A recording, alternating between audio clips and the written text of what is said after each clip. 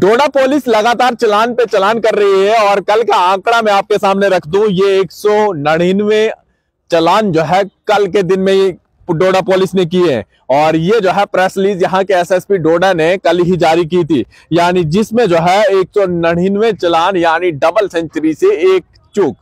यानी इसके बाद मैं आपको बता दूं, जितने भी ट्रैफिक वायलेशन थी, जो भी ड्राइवर इस तरह की वायलेशन कर रहा था या सड़कों पे कोई भी गाड़ी इस तरह की वायलेशन कर रही थी, उन तमाम लोगों के ऊपर इस तरह से चालान जो है देखने को मिला। उसके बाद इसमें साफ तौर पे बताया कि एक ड्राइवर के ऊपर एक एफआईआर दर्ज हुई है और 22 गाड़ियां ऐसी हैं जिनको जो है सीज किया गया है। चलिए सबसे पहले आपको मैं बता दूं, ये 22 एफआईआर जो है, यानी एफआईआर जो है एक ड्राइवर के खिलाफ रजिस्टर हुई थी और 22 गाड़ियां ऐसी है जिनको जो है यहाँ की पुलिस ने अलग अलग जगहों पे जो है सीज करके रखा हुआ है। ये जो एफआईआर नंबर है 150/2023 और ये जो है टाटा सुमो के ऊपर लगी है और ये ड्राइवर जो है भद्रवाह का रहने वाला है, आकिब नाइक, और ये जो है सिर की भद्रवाह का रहने वाला है। ये जो है काफी कैपेसिटी में अपने टाटा सुमो में लोगों को बिठाकर लाता है और इसके ऊपर जो है एफआईआर जो है दर्ज हो जाती है। 22 ऐसी गाड़ियां बताई जा रही है जिनको जो है सीज कर दिया है पुलिस ने, यानी आंकड़ा बहुत ज्यादा है। लगभग 800 से ज्यादा चालान जो है डोडा पुलिस ने डोडा में कर दिए हैं अभी तक। फिलहाल 199 का आंकड़ा डोडा पुलिस ने सामने रखा है। और इसके साथ में कल मैंने आपको बताया था कि डोडा में लोग मेन सेंटर माना जाता है, कहीं पर भी किसी ने कहीं भी जाना हो, यानी डोडा, जम्मू, बनियाल, कहीं पे भी, श्रीनगर, भद्रवाह, किश्तवाड़, यानी अलग अलग जगहों के लिए जहां पे भी जाना हो डोडा से गाड़ियां मिलती है। आज डीसी डोडा खुद वहां पर पहुंचे थे और इन्होंने जो है वहां पर एसआरटीसी जो है 3 और ज्यादा शुरू की, यानी डोडा के अंदर पहले 7 एसआरटीसी चल रही थी, अब जो है 3 और बढ़ा दी गई है। कुछ समय पहले यहाँ के डीसी डोडा ने ये प्रेस रिलीज जारी भी की है। आज इन एसआरटीसी को जो है हरी झंडी भी दी है और कहा है कि और ज्यादा एसआरटीसी जो है हम डोडा के अंदर लेके आएंगे।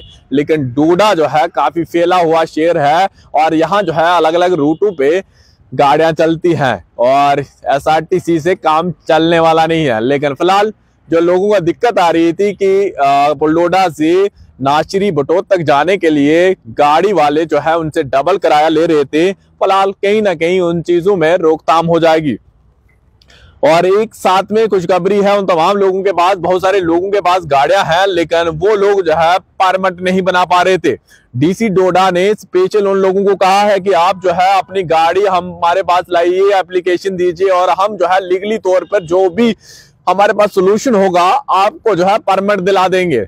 यानी प्रॉपर डॉक्यूमेंट होने चाहिए आपके पास और उसके बाद जो है यहाँ की एडमिनिस्ट्रेशन आपको परमिट दे देगी। क्योंकि काफी बार आपको दर बदर होना पड़ता था, आरटीओ ऑफिस के चक्कर लगाने पड़ते थे या फिर फाइलें बनानी पड़ती थी, लेकिन कहीं ना कहीं आपको एक राहत भरी सांस है क्योंकि ऐसे में बहुत सारे लोगों का चालान हो रहा है और वो चालान जो है इसी तरह से हो रहा है क्योंकि गाड़ियों का परमिट नहीं है और जिनके पास है भी वो भी जो है वैलिड नहीं है। यानी सोचिए कि रिन्यूअल करने को हो गया है लेकिन रिन्यूअल टाइमली लोगों ने नहीं किया है, जहां पर उनकी वैलिडिटी खत्म हो चुकी है या फिर किसी का पोल्यूशन खत्म है या किसी की आरसी की डेट खत्म है। यानी व्हीकल की भी एक डेट होती है ना कि हाँ जी आपको इतने साल तक ये गाड़ी चलानी है और दोबारा से अगर आपको सड़कों पे दौड़ानी है तो उन गाड़ियों को दोबारा से आरटीओ ऑफिस लेना है, उनकी पूरी प्रॉपर तरीके से फिटनेस आपके पास होनी चाहिए। एक राहत की सांस है। अगर आपको परमिट डोडा डिस्ट्रिक्ट में बनाना चाहते हैं तो आप जो है यहाँ के एडमिनिस्ट्रेशन के साथ बात कीजिए और आपका परमिट जो है बन जाएगा। और मुझे उम्मीद है जो चीजें यहाँ पर समाज में हो रही है वो तमाम चीजें मैं आपके सामने रखता भी हूँ और दूसरे दिन उसका असर देखने को भी मिलता है। कल मैंने आपको खबर दिखाई थी कि किराया ज्यादा लिया जा रहा है तो उसके ऊपर भी एक्शन आपको देखने को मिला। फिर एसआरटीसी की बात की थी, एसआरटीसी भी देखने को मिल रही है। अगर आपको लगता है कि अभी ये चीजों से आप गुजर रहे हैं तो वो तमाम चीजें जो है कमेंट बॉक्स में लिख लीजिए। हो सकता है आपके कमेंट पढ़ने के बाद हम उस मुद्दे पे भी बात करनी शुरू करें। फिलहाल यहाँ की एडमिनिस्ट्रेशन जो कदम उठा रही है ठीक उठा रही है क्योंकि ऐसे जैसे में जहां पर ऊपर से हाई लेवल से प्रेशर हो इनके ऊपर और दबाव इतना ज्यादा हो, जहां पर 39 लोगों की जान चला गई हो, 16 लोग जख्मी हो, तो सोचिए ऐसे में यहाँ के अफसर के ऊपर जो दबाव होगा वो तमाम जो है आप लोगों के ऊपर ही निकलेगा। क्योंकि गलतियां भी हम लोग करते हैं और सुधारना भी जो है हम ही लोगों को है। ये तमाम चीजें देखनी चाहिए। फिलहाल यहाँ की एडमिनिस्ट्रेशन की भी गलतियां हैं, वो बेखूबी आप जानते हैं कि सड़कों की क्या हालत है।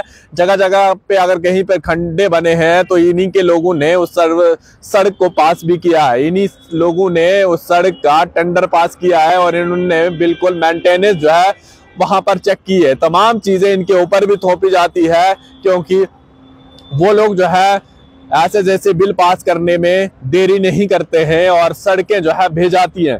उसके कारण बहुत सारा नुकसान यहाँ के लोगों को भी उठाना पड़ता है और ड्राइवर को कहीं ना कहीं मुझे लगता है बदनाम करने की अब कोशिश की जा रही है।